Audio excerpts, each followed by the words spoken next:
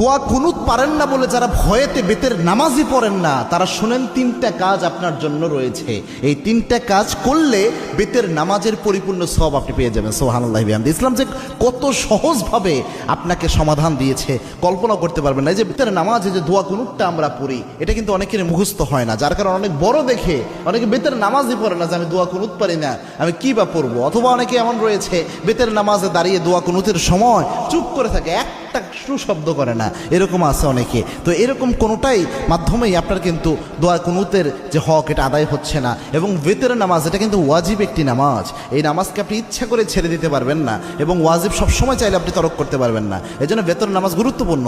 এবং কি আল্লাহর হাবিব সাল্লাল্লাহু আলাইহি ওয়াসাল্লাম বলতেন, ইন্নাল্লাহা বিতরুন ইউহিব্বুল বিতরা, আল্লাহ রাব্বুল আলামিন নিজে বেজরকে আল্লাহ রাব্বুল আলামিন নিজে ভালোবাসেন। সুবহানাল্লাহ। এবং আল্লাহর হাবিব সাল্লাল্লাহু আলাইহি ওয়াসাল্লাম সফর অবস্থায়ও প্রায় সময় চেষ্টা করতেন বেতের নামাজ